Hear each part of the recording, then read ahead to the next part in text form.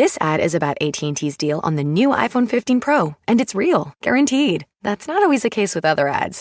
The view of a lifetime. Only with a pricey upgrade. Breathe in to find inner peace. Then pay extra to remove the ads.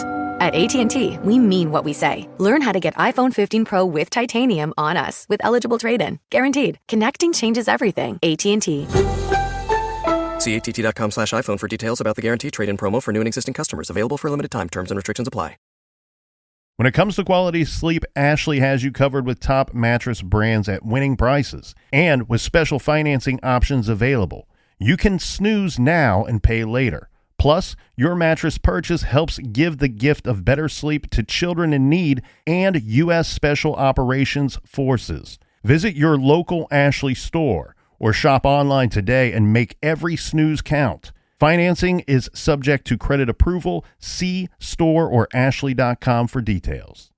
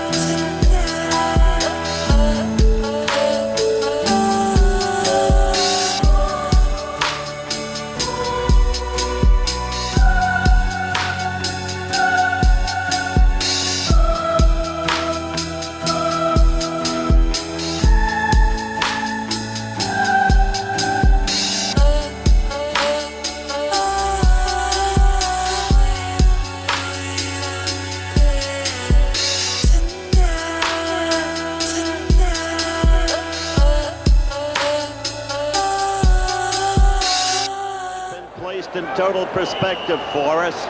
I'll finish this. They're in the hurry-up offense. Third down 4. Foreman. It'll be fourth down. Kavanaugh will let it run down for one final attempt.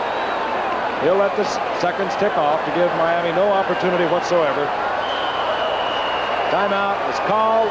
3 seconds remaining. John Smith is on the line, and I don't care what's on the line, Howard. You have got to say what we know in the booth. Yes, we have to say it. Remember, this is just a football game, no matter who wins or loses. An unspeakable tragedy confirmed to us by ABC News in New York City. John Lennon, outside of his apartment building on the west side of New York City, the most famous perhaps of all of the Beatles, shot twice in the back, rushed to Roosevelt Hospital, dead on arrival. Hard to go back to the game after that news flash, which in duty bound we had to take. Frank? Indeed it is.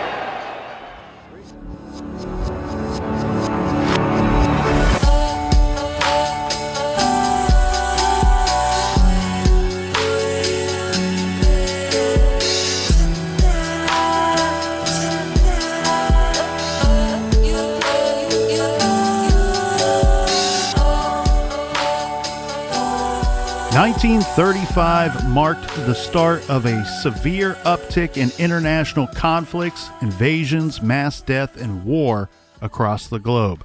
First, it was Italy's invasion of Ethiopia, and then the Spanish Civil War.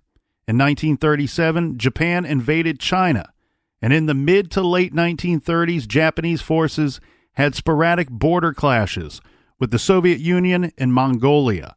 In Europe, Germany and Italy were becoming more and more aggressive.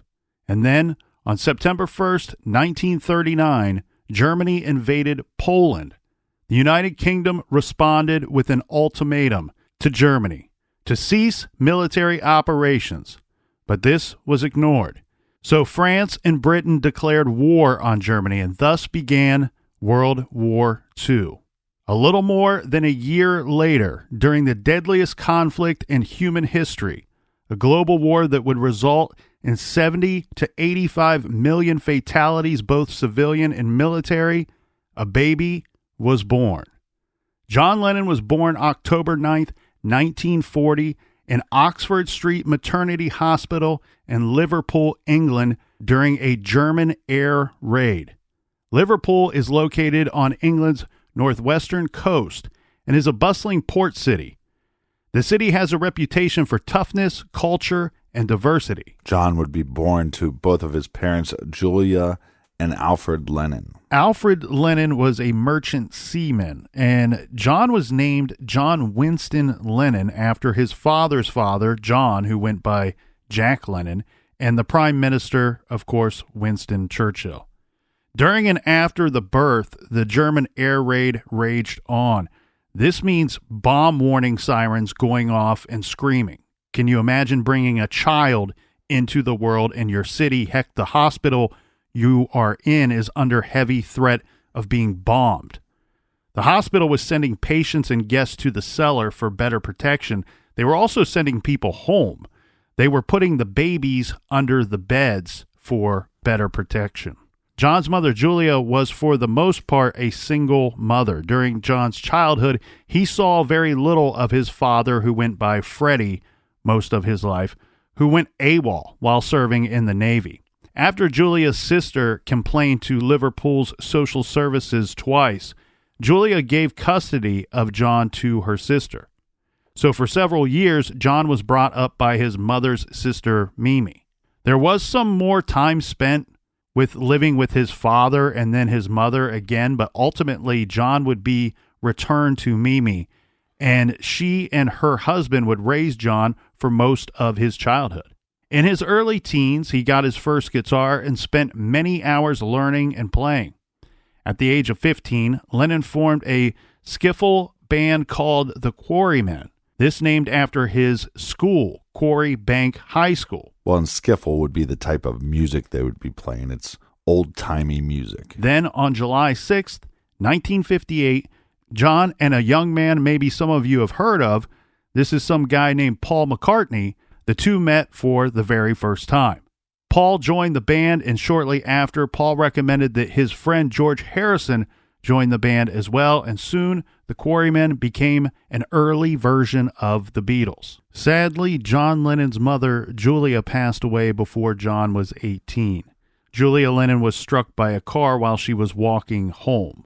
Now, this tragic event led to Lennon drinking heavily and often getting into fistfights and a lot of aggressive behavior. This behavior would continue for about 2 years or so. In May of 1960, the band was renamed the Silver Beatles, Beatles,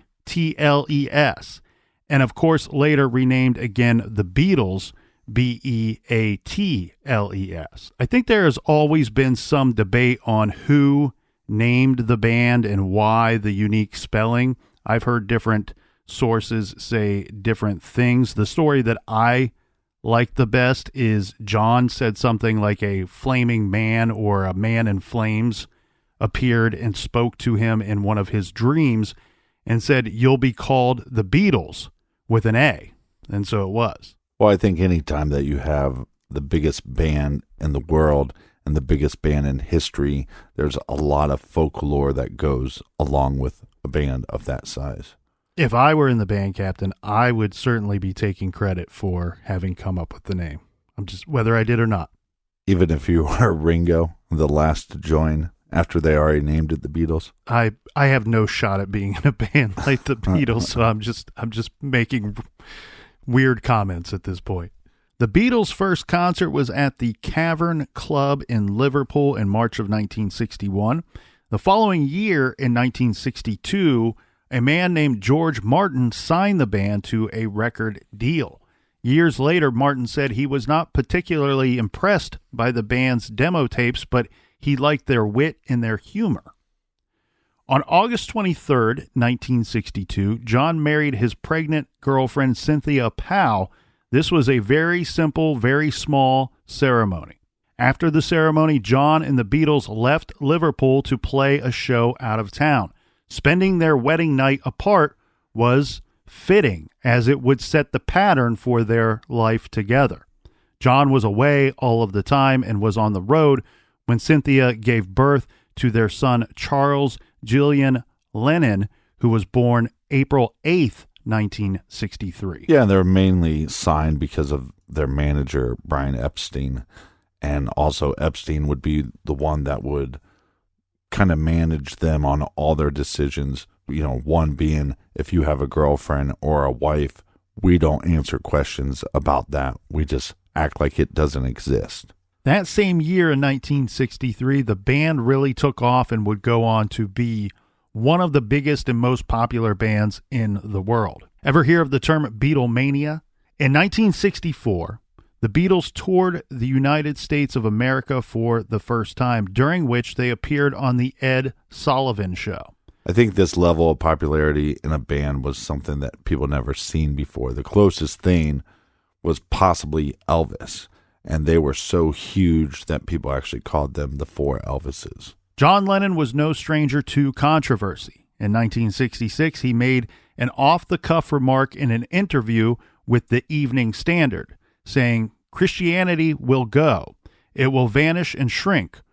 We're more popular than Jesus now. I don't know which will go first, rock and roll or Christianity." And I think this is where his honesty starts shining, as far as he's willing to say what he actually believes. And I think one of the things that people get twisted is I think there was a part of him that was saying, look, we're bigger than Jesus, and I don't know if that's okay. I don't know if that's the way it should be. Yeah, I don't know that he was bragging, which I think some people took it to be that way at the time.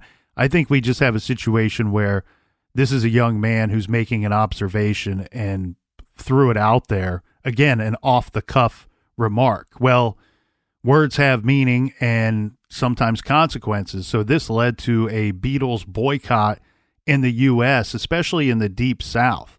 And a quick internet search, you can find images of gatherings with bonfires and people, a lot of them teens really, burning Beatles albums.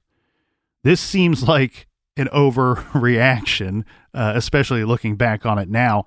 I remember, Captain, when I was 14, I had a newspaper route, a smaller route, and I took my whole first paycheck and I used that paycheck to purchase Ozzy Osbourne's Live and Loud album. And at about the same time, I was going off to this other church with my friends for evening gatherings and weekend gatherings. And they did a lot of social activities for young teens at that time as well. So I was intrigued by the friendship and by this new church. And very quickly after going there, I get this flyer. We're having this get together where you can bring your rock and roll and heavy metal albums and we're going to burn them. And I thought, I just spent my whole paycheck to buy this album that I'd wanted for months. And I couldn't see the connection between that church and why I needed to burn the album. So that was the last social gathering at that church for me. And of course, in typical John Lennon quick wit fashion, he had a remark for that as well, saying that if people wanted to burn the albums, they had to buy them first. Well, and what's funny to me about this is the early Beatles music was so pop and was so friendly. There wasn't any controversy going on in the music itself. Right. I think it was just simply that statement. And again, this seems to be more of something that was going on in the deep south of America, where I've heard other people say that it was kind of a mixed bag of reaction for other parts of our country, where maybe mom or dad was on the side of, you can't listen to the Beatles no more, son or daughter, but the other was like, hey, this is just a 25-year-old kid saying something silly. He doesn't really mean it. It's not a big deal. It's just music. Right, but this would change the Beatles forever because their touring was getting so out of hand. And at the time, we didn't have the technology to have these big sound systems. Mm-hmm. So these guys were going and playing in front of all these screaming fans, and they couldn't even hear themselves play. And then on top of that, because of these remarks, we had groups showing up like the KKK to stop these concerts, to protest, and also there was threats against their lives from groups like the KKK. And at a lot of these concerts, we have something that I think is just bizarre, but hey, there are big diehard fans out there for everything in this world.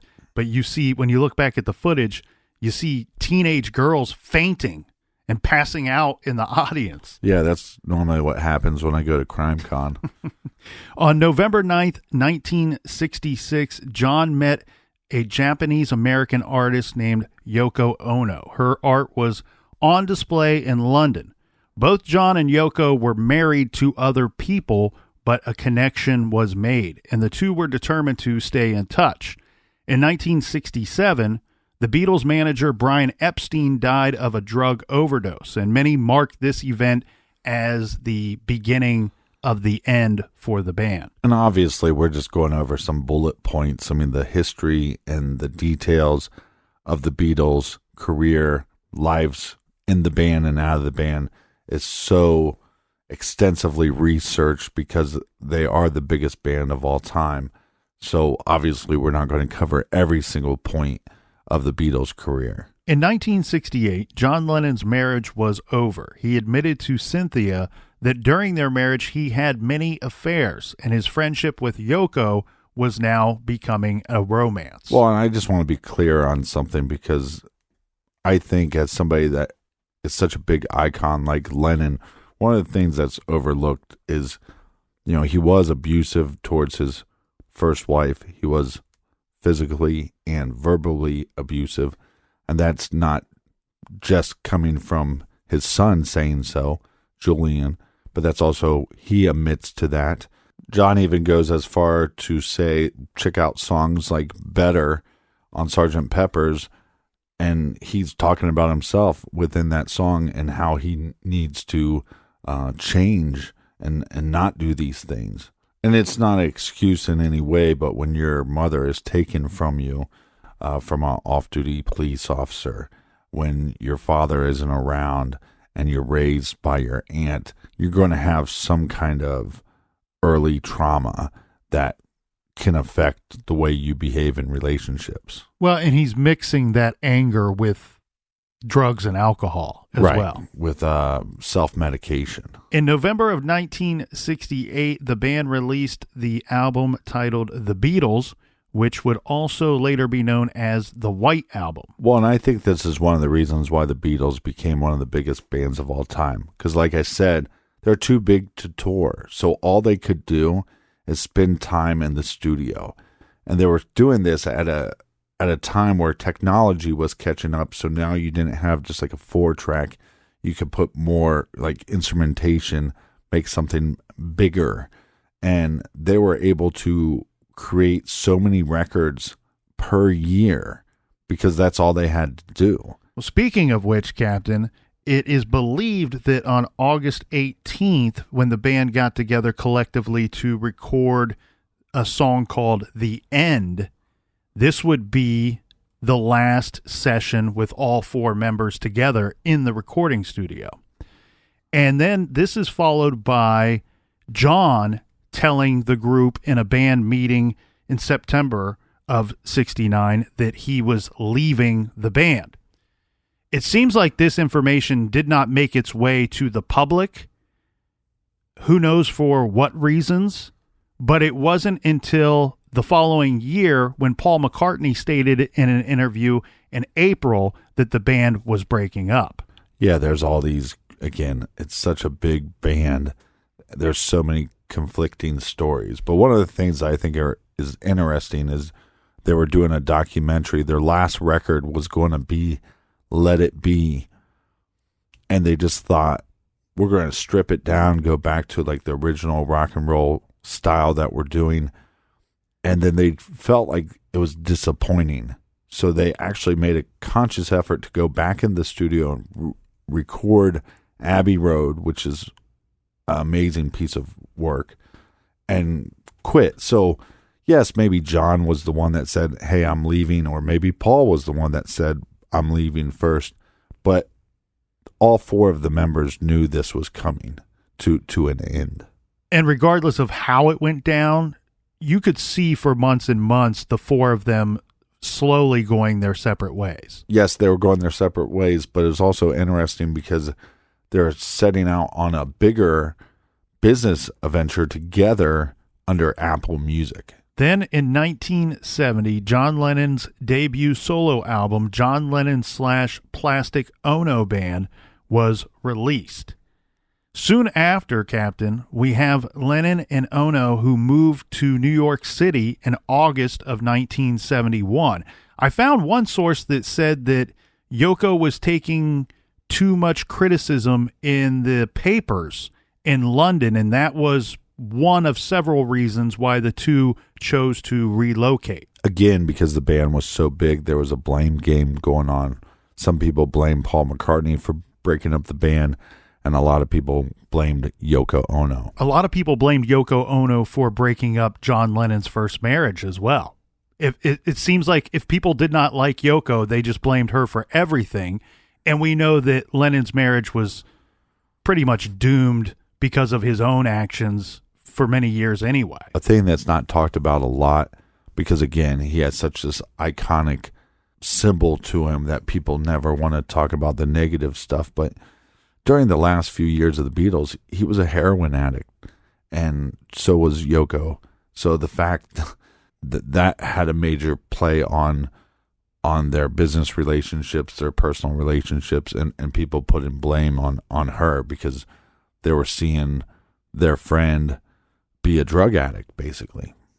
When the two moved to New York City, they immediately embraced the U.S. politics and became involved speaking. They were activists for a peace movement, and the couple released their Happy Christmas, War Is Over single in December of that year.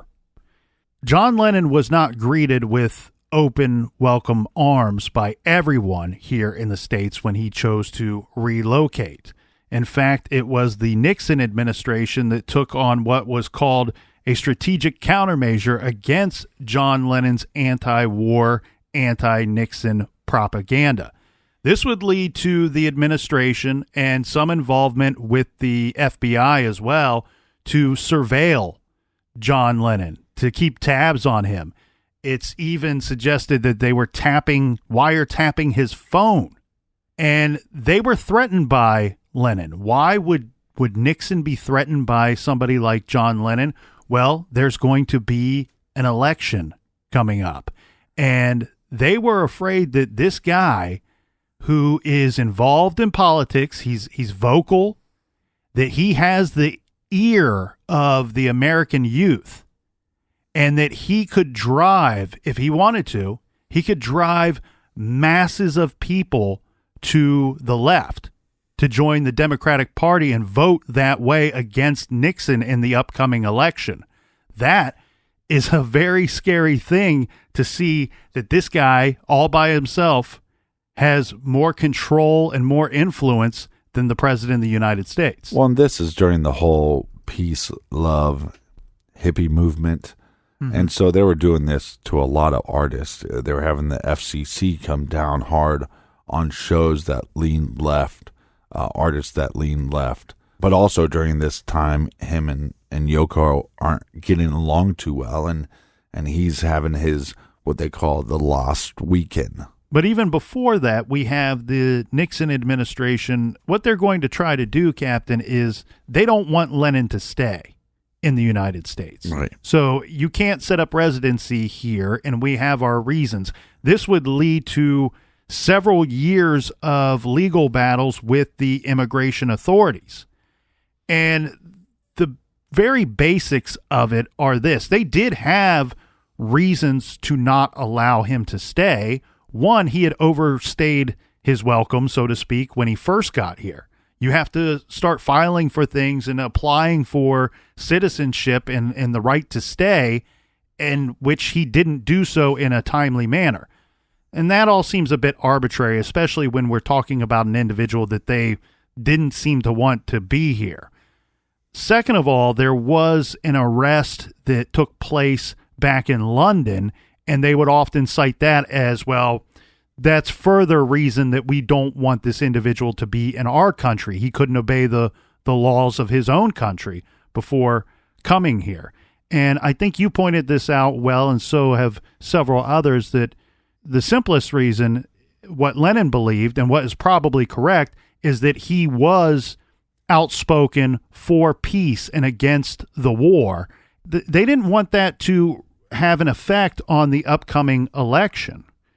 And then we have the situation where you're right, him and Yoko Ono are not getting along, and a lot of that is, again, some of John's self-destructive behavior and his, well, irresponsible and unfaithful behavior. And this leads to the Lost Weekend, which was about an 18-month period of time where the two were separated from about roughly 73 till 1975. Yeah, and what's interesting is Yoko actually basically hooked John up with Mei Ping, and they basically had a relationship for a couple years. I believe they got back together at the Elton John concert that Elton John had in New York. Basically, Elton John played on a John Lennon song and said if it ever got to number one, you're going to have to come out and do a live performance. And that'd be like John Lennon's first live performance in years. And that would be when Yoko and John would get back together. Yeah, so you have this period of roughly 18 months, and it's all kinds of debauchery, most of it taking place out in L.A. with other friends and other stars as well. Title it The Lost Weekend. The two get back together, John and Yoko Ono, and they are going to have a baby together on October 9th, 1975. And this is a very unique thing here. We have Sean Toro Ono Lennon, who is born on October 9th, 1975. This shares the same birthday as his father, John Lennon, also born on October 9th. Well, this is going to create a big shift in John's life. He's going to remove himself from the spotlight. He's not going to write any songs. He's going to be a stay-at-home dad and raise his son like he did not do with his first son. Yeah, on his 35th birthday, John Lennon would step away from music, and he would decide to become a father and be a real father for the first time.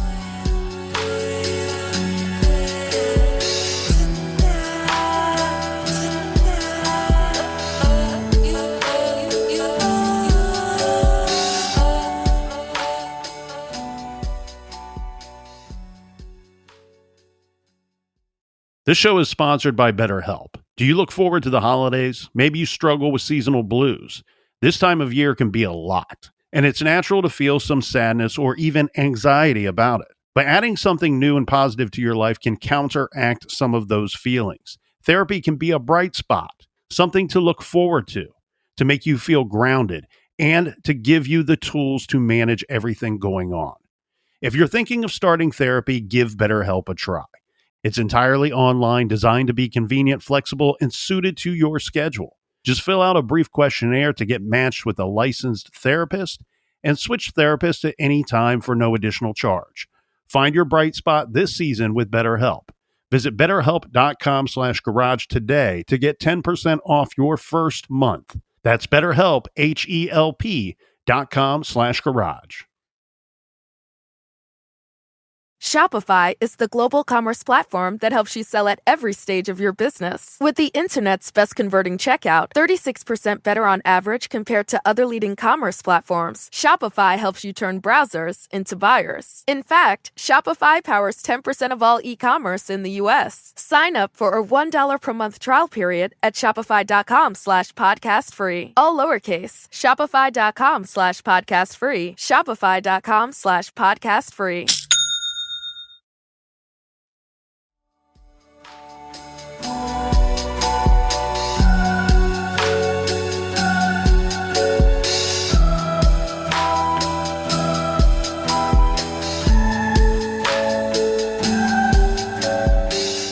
I want to ask you about writing. I mean, writing 10 songs in a week, as I believe you did, we mentioned it earlier, for the Walls and Bridges album. That seems to me to be an awful lot of pressure. How exactly do you go about writing, John, these days, or both of you, in fact, as a combination? Which of those two is the more important? Looking back at it, whenever I comment about writing, I always seem to have been suffering, whether it was writing day in the life or whatever. It's some kind of suffering, so I always seem to have an intense time writing and thinking this is the end and nothing's coming and this is dumb and this is no good and all that business. So not writing for the 5 years, which I didn't pick up a guitar or anything, and not trying to write, not making an attempt to write or anything like that. So what you said about Walls and Bridges applies to Double Fantasy. I was in Bermuda and Yoko was in New York doing some business. I was in Bermuda with Sean and the nanny and that kind of stuff. And then when we made a tentative decision to make a record, I didn't have any material. Then suddenly it all came to me. All the songs that are on Double Fantasy all came within a period of 3 weeks in Bermuda after 5 years of nothing. Not trying, but nothing coming anyway. No inspiration, no anything. Then suddenly, boom, boom, boom, boom, boom. He's a very fast writer because it's an inspiration. It just comes through him. So it's just a matter of writing it down almost. When we did Double Fantasy, I was in New York and he was in Bermuda. We would sort of communicate on the phone. I would say, well, what about this? And then he would call me maybe 4 hours later and say, what about this? Be singing to each other. And that was the dialogue. It was very strange. And we went through sort of like a paradoxical feeling of, well, half resisting. Well, I don't want to hear a song now. I'm very tired. But, well, I mean, I've heard yours. Oh, right. Well, let's hear it then. You know, that sort of thing. I went through that. And then we were going to go to the studio. And because of that, I felt we're both big-headed people. And so maybe we're going to fight like crazy over remix or this and that. You know, because we both have very definite ideas. And I'm sure that John felt that way, too. John must have felt, well, can we really work together? But somehow we worked so well. And we were all prepared to so maybe have a difficult time. But don't you think so? Yeah, it was the easiest session I've ever done. 5 years is an awful long time. What sort of mental discipline did it involve resisting picking up a guitar? I mean, well, it wasn't a matter of resisting. The first half a year or a year, I had this sort of feeling in the back of my mind that I ought to. And I'd go through periods of panic because I was not in the NME or the Billboard or being seen at Studio 54 with Mick and Bianca. I mean, I didn't exist anymore. I got a little fear of that. Would come like a paranoia, and then it would go away because I'd be involved with the baby or involved with whatever other business that we were involved with. But that only lasted about 9 months, and then there was suddenly like it just went away. And I realized there was a life after death, you know, I mean, there was a life without it. Did you enjoy that realization? It was great. It was like, oh my God, and I would sit around thinking, what does this remind me of? What does this remind me of? I thought, this reminds me of being 15. I didn't have to write songs at 15. I wrote it if I wanted to, or I played rock and roll if I wanted to. I didn't have to do it. I didn't have some imaginary standard set up by me or some group of critics or whatever. In other words, back to the days before the pressure started. Yeah, so I sort of got back to that, and then that's when I suddenly could do it again with ease. The most enjoyable thing for me, apart from putting them on the tape when you first put them, is the inspirational in the spirit. Because when the songs really come and you're not sitting down like a craftsman writing, I can do that. You know, you want a song about bananas for a movie, I could do that. Okay, you know, I'm quite capable of turning it out like that. I wouldn't enjoy it so much maybe, but I could do it on that level. But my joy is when you're like possessed, like a medium. I mean, I'll be sitting around and it'll come in the middle of the night or the time when you don't want to do it. You know, that's the exciting part. So I'm lying around, and then this thing comes as a whole piece, you know, words and music, and I'm thinking, can I say I wrote it? I don't know who the hell wrote it. I'm just sitting here, and this whole damn song comes out. So you're like driven, and you find yourself over on a piano or guitar, and you put it down because it's been given to you, or whatever it is that you tune into. There's John Lennon discussing his break from music and then the rejuvenation of his music career, which took place in 1980. Before we get to that there, Captain, let's give a little more background here. We have the Lennons, John and Yoko, who were living at the Dakota, which is also known as the Dakota Apartments. This is a building located on the northwest corner of 72nd Street and Central Park West in Upper West Side of Manhattan. They were subleasing an apartment from actor Robert Ryan for a brief period of time. Now, Ryan passed away in 1973, and after that event, the Lennons wanted to purchase the unit that he was living in. Well, the board is a little particular at this apartment complex, the Dakota. And they weren't so hip to the idea of the Lennons living there, purchasing an apartment in the beginning. That might have had something to do with John having trouble getting residency here in the United States. Eventually that goes away, and what we have is John and Yoko, they purchased 5 different apartments at the Dakota. 2 of them were living quarters for John, Yoko, and their son together, Sean, and they had a unit that was purchased for Sean's nanny and her husband so that they would be in the same building, on call. They could tend to Sean's needs whenever it was necessary. And they also purchased 2 other units. These were simply used for storage. Yeah, John had a lot of endeavors when he talks about all the other business things going on. Well, some of these business things were real estate transactions. And to show you how picky the board has been over the years for the Dakota, first off, we should probably point out that this is a very old building. I mean, the Dakota was constructed between 1880 and 1884, and it was a historical landmark even well before Lennon's death. Now, the board denied living quarters to people such as Gene Simmons from Kiss, Billy Joel, and Carly Simon. Now, some other famous people that have lived there throughout the years are John Madden, Rosie O'Donnell, Joe Namath, and Judy Garland. What I always find interesting about this time period is when his friends say that they talked to John, how happy he was staying at home. And I think some of that has to do with the fact that he wasn't there, obviously, for his first child, and to try to do it correct and be the guy he wanted to be, and that he was able to do that for his second son, Sean.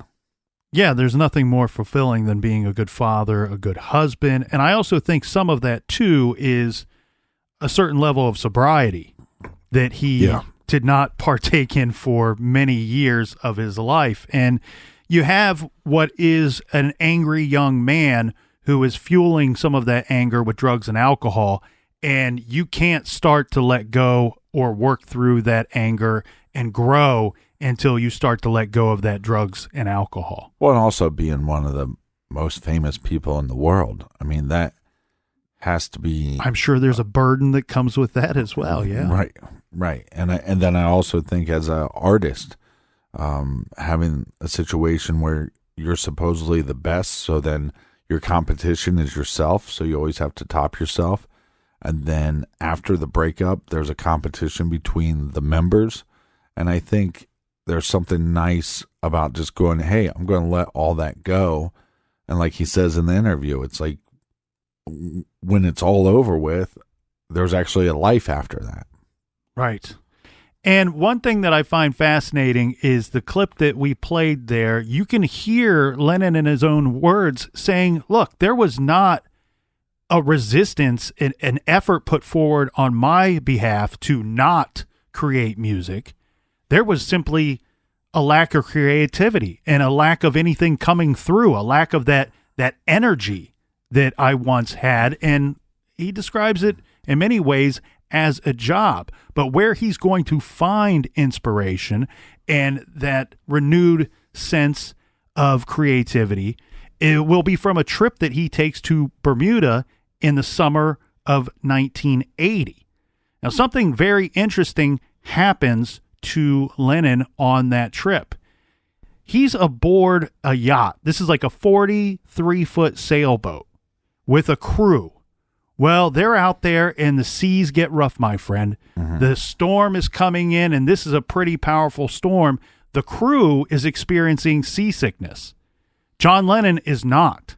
He is the only one that can really pull it together and hold the wheel and try to keep the craft steady. Well, and let's go back a little bit, because he wasn't part of the crew. He was basically cooking for the crew, saying, hey, look, guys, I'm not the manly guy. I can't do this stuff, but hey, I can cook for you. Well, like you said, they all get sick. And then the guy that's saying, well, I'm not manly enough to take over the ship, has to take over the ship. And for several hours, he has to fight his way through the storm, sailing this boat through the storm there. And he said this was one of the most profound experiences in his entire life, if not the most. And it was that moment, followed by his stay in Bermuda, that was really the inspiration that the light switch just clicked right back on for him. And all this stuff just pouring through, all of this good music just pouring through. But I also think there's probably a little bit of fear too. Like, look, I'm being a good husband. I'm being a good man. I'm being a good father. Can you do both? Can you be a great artist and be all those things? I also think that there's a bit of the weight of the situation. When you're out on that boat, there's a possibility that you and the rest of the guys are not going to survive that storm. Right. There's a certain fragility to life that you become very aware of. And maybe that was a bit of a kick in the pants for him to get him back on his horse again. In October of 1980, we have another special event in John Lennon's life. He turns age 40, and on that same day, his son Sean turns age 5, and Yoko surprised both of them with having where you have the plane and they write in the sky. She wrote a message to both of them that says, "Happy birthday to John and Sean, love, Yoko." They were able to view this out their apartment window. In November of 1980 is when they would release the album Double Fantasy. This is John Lennon's return to music, and the album is taking off. It very quickly went gold. Well, and at this time, too, he's doing a lot of interviews. He did a big, famous Playboy interview and one for the Rolling Stone magazine. Yeah, on the evening of Friday, December 5th, 1980, John Lennon spoke to Rolling Stone editor Jonathan Cott for more than 9 hours at his apartment in New York's Upper West Side. And this interview was so long, 9 hours. That's a long time to be sitting down and have a discussion. It continued on at the Record Plant recording studio. And that brings us up to December 8th, 1980. That morning, John Lennon and Yoko Ono woke up in their apartment as they did most mornings.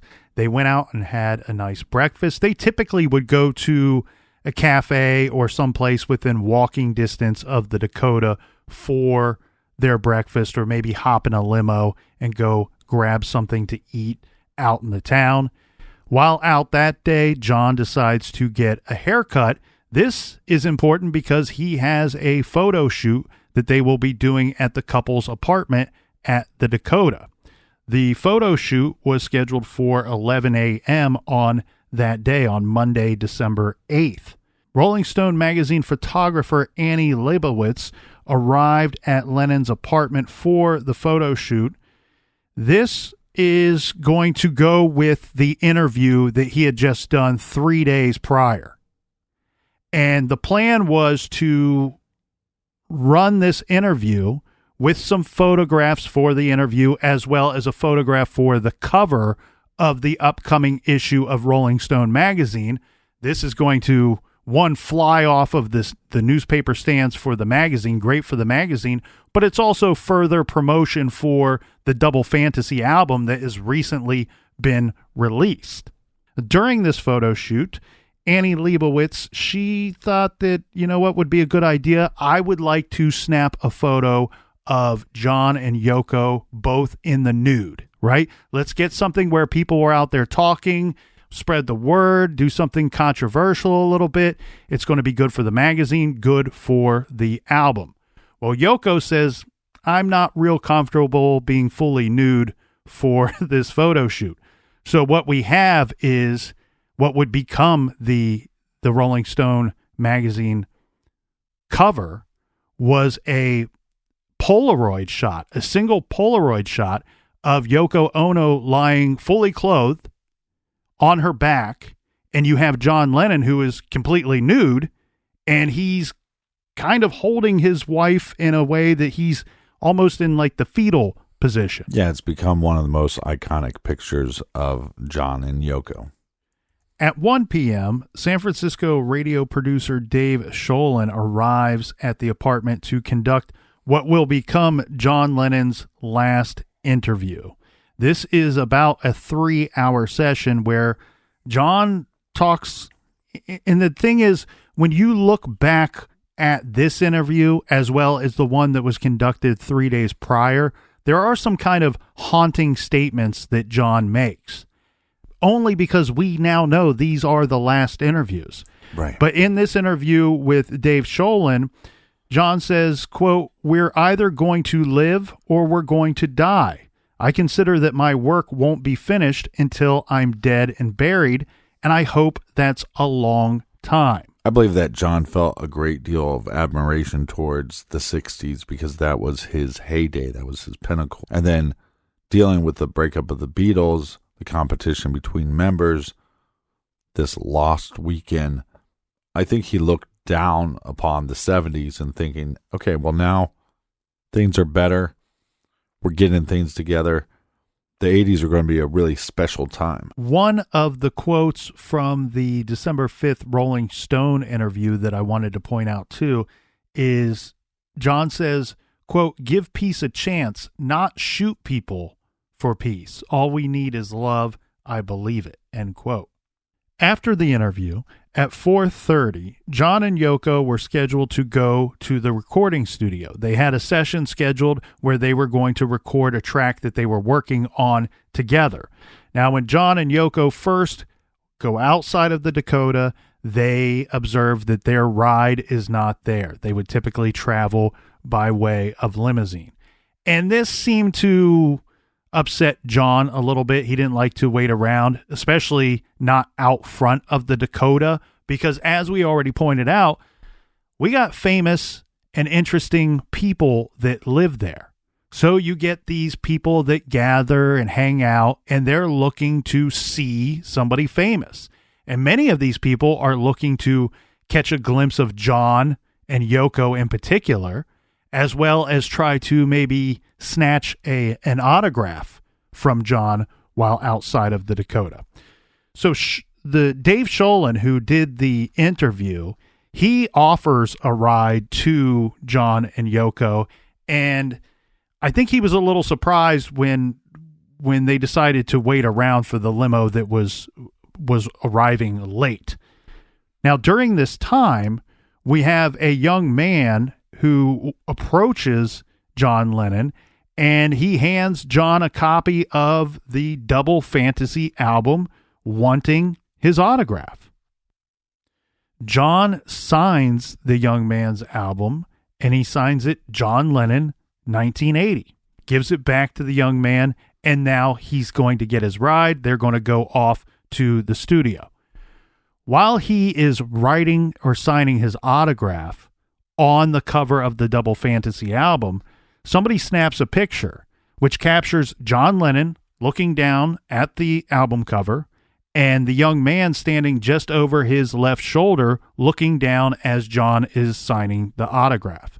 We would later know the man in the picture with John Lennon to be that of Mark David Chapman. I'll post all these pictures on our Instagram at True Crime Garage and also on Twitter and Facebook. At the recording session, things seemed to go exactly the way that John and Yoko wanted. They loved the outcome. They loved the result of their hard work at the record studio. And before they leave the recording studio, John makes sure to get a cassette of what they just recorded because he and Yoko would like to listen to it again and again. They're very pleased with the outcome of this. Then they're going to be picked up by a limo at 10:35 from the music studio to head back to the Dakota. At 10:48 p.m., the limo stops just outside of the Dakota's gateway, and Yoko climbs out of the limo, followed by John, who's carrying a tape recorder and several cassettes. John walks past the man that he had signed the autograph before, just hours before, Mark David Chapman, and he passes by the man and he moves on. At this point, Mark Chapman, and there's some debate over this, Captain, if Chapman said anything or if he didn't say anything. Most sources that I've found seem to say that he said Lennon or Mr. Lennon, right, to which John may have started to turn, but it didn't matter because by this point, Mark Chapman has already put himself in a stance where he is ready to shoot at John Lennon. He gets into a combat stance, pulls out a gun from his coat pocket, and fires 5 shots at the most famous man in the world. John Lennon was hit with 38 caliber hollow bullets at close range. 4 of the 5 shots would hit Lennon, and Lennon would stumble up a set of stairs into the building's office where he collapsed, falling face down. The night watchman is in this same office, and he sees all of this go down, so he hits the alarm, which is going to immediately summon the police. And within just a minute or two, we have the street in front of the Dakota is now full of cop cars and sirens going off. Very quickly, Mark Chapman is cuffed. What Chapman did was, as soon as he shot Lennon, apparently there was somebody that said something to him like, "What are you doing? Do you realize what you've just done? Get out of here. Just get out of here." Right. And Chapman says to that person, "Where would I go?" Mm-hmm. And I've seen reports that say that he set the gun down and then he also took off his coat. He had on a big coat. Right. And Chapman took off this coat apparently for the reasoning of he wanted police to know right away that he was not armed. He's not holding a gun. He's not concealing a weapon. And he starts thumbing through the pages of his favorite book, The Catcher in the Rye. He's arrested and cuffed without incident, to which we have the police officer. When the police walk up to him and approach him, Mark Chapman says to the officers, "I'm sorry I ruined your night." And one of the cops says, "What do you mean ruined our night? You just ruined the rest of your life." Right. Mark Chapman tells the officer that there's a big person and a little person inside of me. Today, the little person won. And again, when he's asked if he knew what he just did, "Do you know what you just did?" Mark Chapman replies, "I killed myself. I'm John Lennon." So they stepped out of the limousine and they went inside the gate there, and then all of a sudden they heard 5-6 shots, and that was it. 4 cops pulled John Lennon out and put him into the back of a police car, and his mouth, he was bleeding from his mouth, and it was a terrible sight. Mr. Chapman came up behind him and called to him, "Mr. Lennon," as he arrived at that doorway. And then in a combat stance, he emptied the Charter Arms 38 caliber gun that he had with him and shot John Lennon. The news spread quickly. Within minutes, fans, the curious, and reporters are at the Dakota apartment building, waiting for news from Roosevelt Hospital. John Lennon was brought to the emergency room at the Roosevelt site, St. Luke's Roosevelt Hospital, this evening, shortly before 11 p.m. He was dead on arrival. The first reaction, disbelief. Why would someone stalk and kill John Lennon? And why now, when Lennon was just coming out of 5 years of seclusion? Almost immediately, a vigil of stunned fans gathered at the Dakota.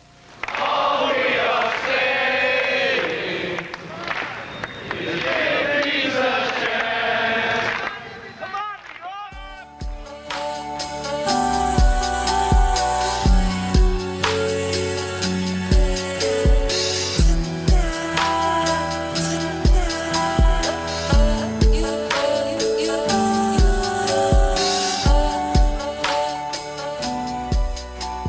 Thank you so much for joining us here in the garage. If you need more True Crime Garage, check us out on the Stitcher app. All of our old episodes are there for free. And we also have a bonus show called Off the Record, and that's on Stitcher Premium. See you back here in the garage tomorrow. Until then, be good, be kind, and don't leave.